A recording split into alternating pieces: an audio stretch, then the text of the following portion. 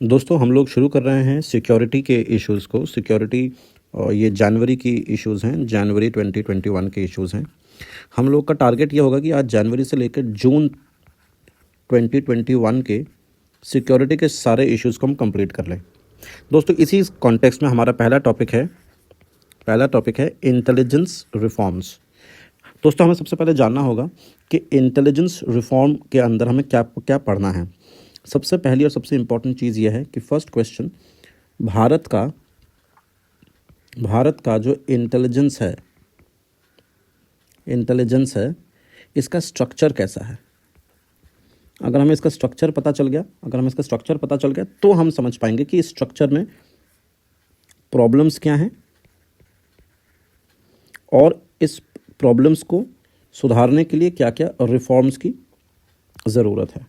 ठीक है दोस्तों, तो न्यूज़ जो है वो ये है कि रिपीटेड चाइना की तरफ से हमारे इंटेलिजेंस के अंदर हमारे पास न्यूज़ ये है कि चाइना की तरफ से इंकर्शंस हो रहे हैं, इंटरफेरेंसेस हो रहा है और हम लोग उसे ढंग से रोक नहीं पा रहे हैं बिकॉज ये रिपीटेडली हो रहा है। तो इंटेलिजेंस वैसे होती क्या है? इंटेलिजेंस इज़ बेसिकली ऐसी इंफॉर्मेशंस होती हैं जिसको आप स्ट्रेटेजिकली इस्तेमाल कर सकते हैं किसी भी देश को आगे ले जाने के लिए at the cost of the other countries. मतलब आप दूसरे कंट्री को जो है एक वल्नरेबल सिचुएशन में डाल सकते हैं बड़े आसानी से, अगर आपका एजेंडा वो है तो, प्रोवाइडेड आपके पास उस लेवल की इंफॉर्मेशन हो। तो यहाँ पे जो कन्वेंशनल लड़ाइयाँ होती थी, कन्वेंशनल वॉर होता था, ये आज नहीं होती हैं। इसके कॉन्टेक्स्ट में आज क्या होती है? आज के तारीख में जो चाइना इनफैक्ट इस चीज़ में सबसे माहिर है, इसको कहते हैं हाइब्रिड मॉडल। दोस्तों ये हाइब्रिड मॉडल क्या है? चलिए पहले उसको एक बारी समझ लेते हैं। सोचते हैं कि हाइब्रिड वॉर आज की तारीख में क्या है। हाइब्रिड का शब्द से ही आपको पता चल जाएगा कि ये कोई एक चीज़ नहीं है। इसका पहला जो एस्पेक्ट है वो है it's a combination of multiple conventional and unconventional tools of warfare. इसके अंदर डिप्लोमेसी भी आती है, इसके अंदर इरेगुलर फोर्सेस भी आती हैं, इसके अंदर रेगुलर मिलिट्री फोर्सेस भी आती हैं, इसके अंदर सपोर्ट किया जाता है टू द लोकल अनरेस्ट्स। ये एक तरीके का भड़काना हुआ जो पाकिस्तान अक्सर करती है हमारे जम्मू कश्मीर के भाइयों के साथ। इसके अलावा इसके अंदर स्पेशल फोर्सेस हैं, इसके अलावा साइबर अटैक्स भी इंक्लूडेड हैं, इकोनॉमिक वॉरफेयर भी इसके अंदर इंक्लूडेड है और सबसे अहम मुद्दा जो हमारे टॉपिक से रिलेटेड है वो है information warfare and the propaganda. दोस्तों ये बेसिकली है आपका हाइब्रिड मॉडल। ये आज की तारीख का हाइब्रिड मॉडल है, हाइब्रिड मॉडल ऑफ वॉर, जो चाइना इसमें काफ़ी परिपक्व है और हमें इसके कॉन्टेक्स्ट में इसको दिमाग में रख करके हमें अपने इंटेलिजेंस में रिफॉर्म्स करने हैं। क्योंकि पहले जैसे वो जो कन्वेंशनल सोर्स हुआ करता था या कन्वेंशनल वे हुआ करता था वो अब नहीं है। अब बहुत सारी चीज़ों को एक साथ देखा जा रहा है, तो मल्टीपल एस्पेक्ट्स होते हैं। तो चलिए पहले हम थोड़ा सा ये समझ लेते हैं कि हमारा जो नेशनल सिक्योरिटी का स्ट्रक्चर है वो किस तरीके का है। दोस्तों इसको जानने से पहले आपको ये पता होना चाहिए कि इंडिया की नेशनल सिक्योरिटी का स्ट्रक्चर क्या है। सबसे पहले दोस्तों इनकी जो एपेक्स बॉडी है उसका नाम है नेशनल सिक्योरिटी काउंसिल सेक्रेटेरिएट। इसको NSCS भी कहते हैं। इसको बनाया गया था दोस्तों आफ्टर द पोखरण टेस्ट 1998 में। It is the apex body, सर्वोच्च बॉडी है when it comes to national security.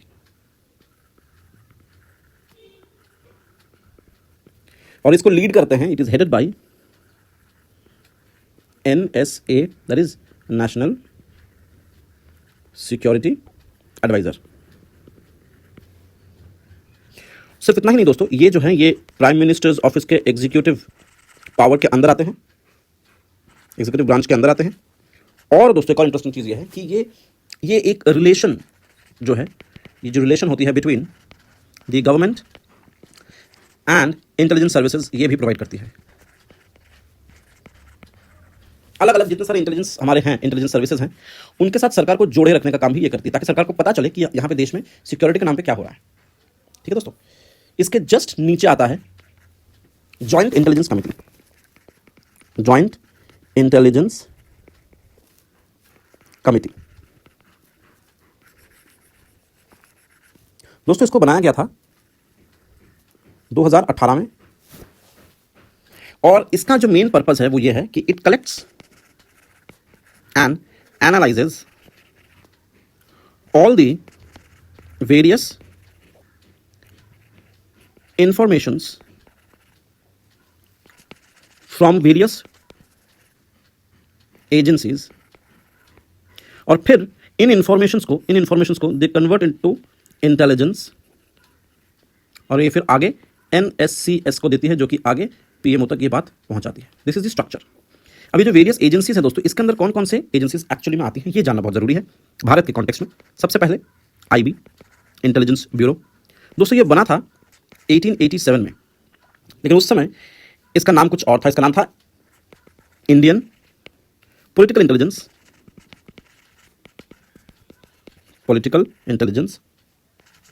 Office. IB नाम जो है ये आफ्टर इंडिपेंडेंस आया। ये काम करता है under the ministry of home affairs. ये काम करता है under the ministry of home affairs, और ये डील करता है, it deals with domestic intelligence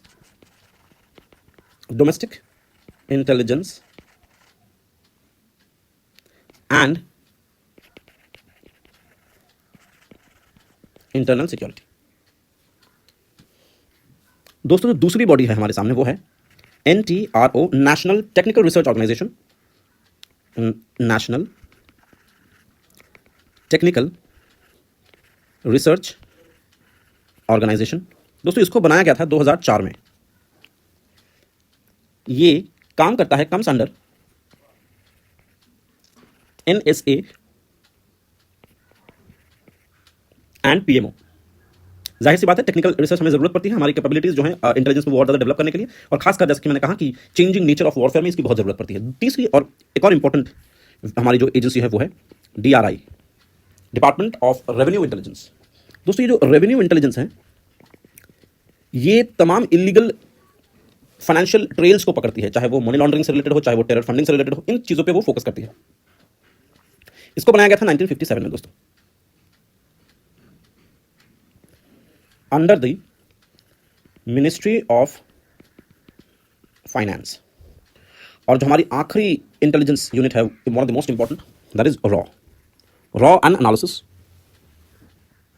research and analysis wing.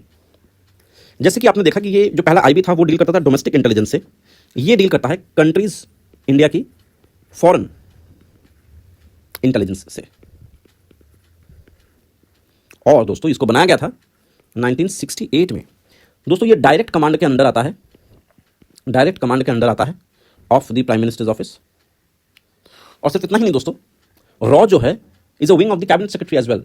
Raw जो है is a wing of the cabinet secretariat. अब बात करते हैं दोस्तों यहां पे एक इंटरेस्टिंग चीज की, वो ये है कि कलर चेंज कर देते हैं, समझने में आसानी होगी। ये सारी जो एजेंसीज हैं ये काम कैसे करती हैं? काम करने का मतलब मेरा यह है कि what are the norms of conduct, how they regulate themselves of various agencies. तो इसका सरल जवाब यह है, इंटेलिजेंस ऑर्गेनाइजेशन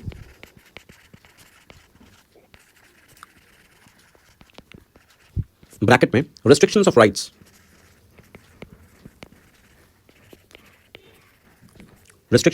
एक्ट 1985। जी हाँ दोस्तों, ये एक्ट है जो नॉर्म्स ऑफ कंडक्ट को गवर्न करता है इन इंस्टीट्यूशंस का या इन वेरियस एजेंसीज का। और खास करके ये जो एक्ट है ये अप्लाई होता है हमारे सामने 3 ऐसे agencies, number 1 IB, number 2 NTRO and number 3 raw.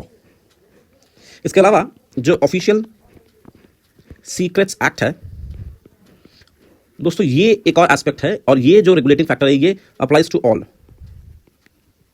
The intelligence agencies.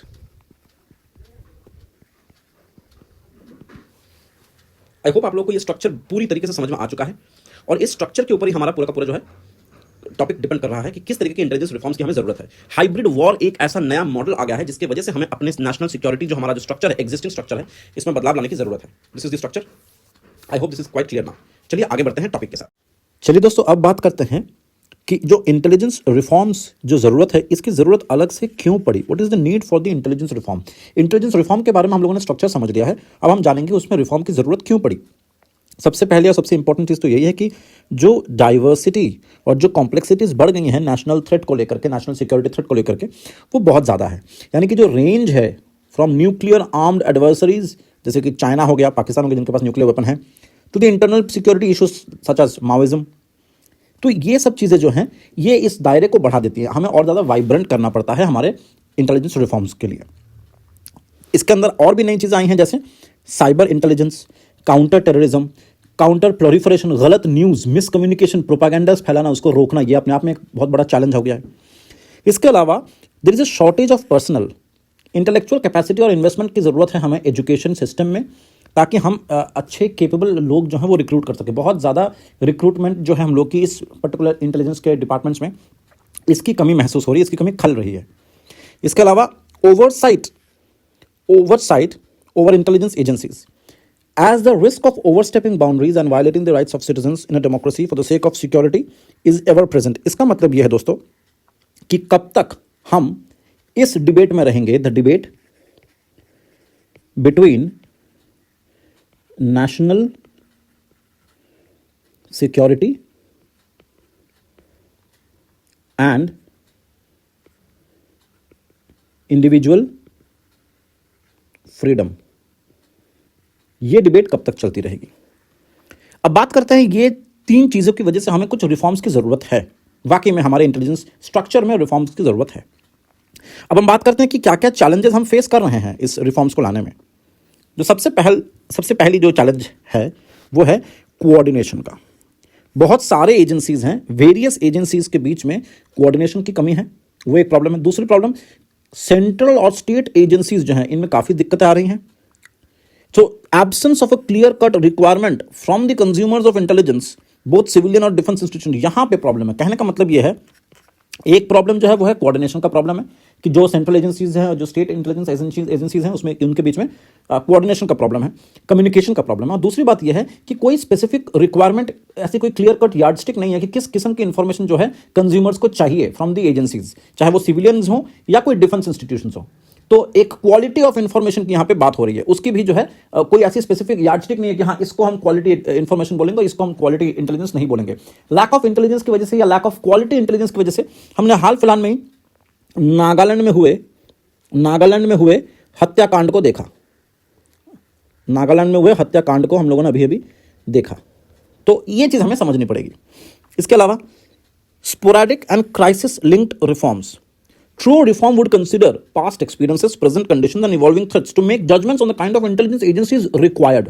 यानी कि हमें ऐसी इंटेलिजेंस एजेंसी के अंदर रिक्वायरमेंट चाहिए जो अपने पास्ट एक्सपीरियंसेस से सीखेगा, अपने प्रेजेंट सिचुएशन में उसको अप्लाई करने का एक हुनर होना चाहिए, और एक फोर्साइट होनी चाहिए, ताकि हम आने वाली समस्याओं को फोर्साइट हम लोग एक उस चीज़ को एप्रीहेंड कर सके और उस हिसाब से जो है आज के पर्सनल जो भी एजेंसीज में काम करते हैं उनको ट्रेन किया जाए।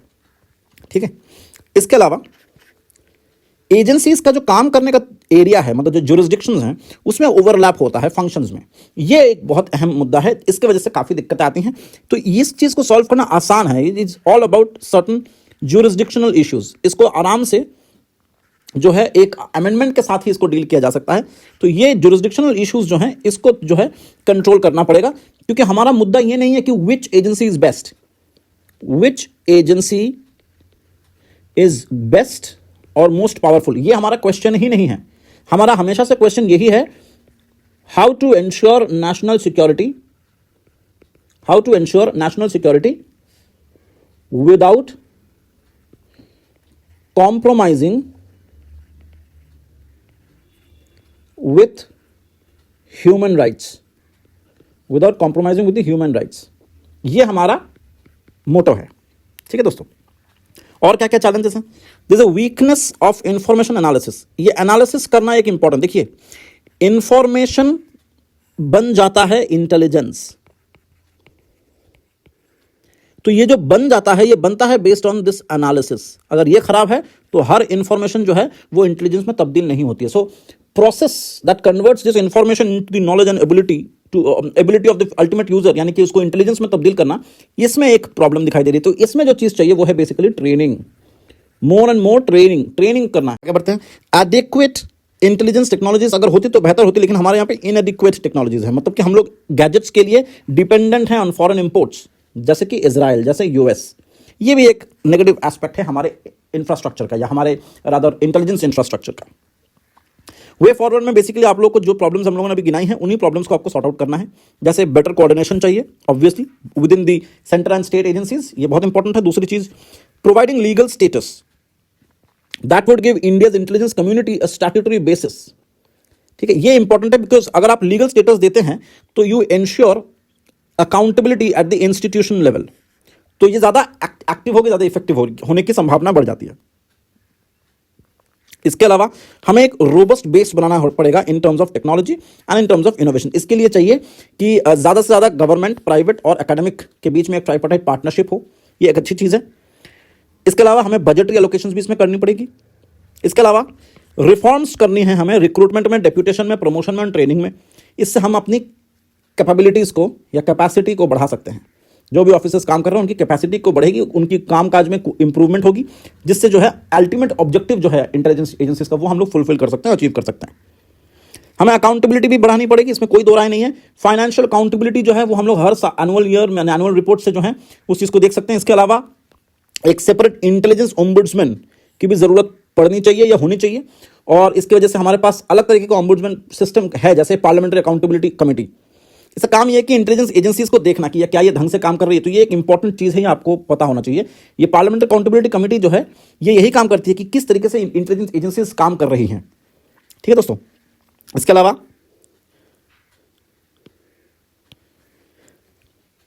इंफॉर्मेशन हमें कलेक्ट करना है फ्रॉम ओपन सोर्सेज। इंफॉर्मेशन जो भी हमें मिलता है not only from the traditional media sources जैसे कि टेलीविजन, न्यूज़पेपर, इसके अलावा भी सोशल मीडिया आज की तारीख का एक माइक्रो ब्लॉग्स बन गया है, ट्विटर हो गया, फेसबुक हो गया, तो इसको गैदर हम ओपन सोर्स से कर रहे हैं। तो इसका मतलब यह है कि इसकी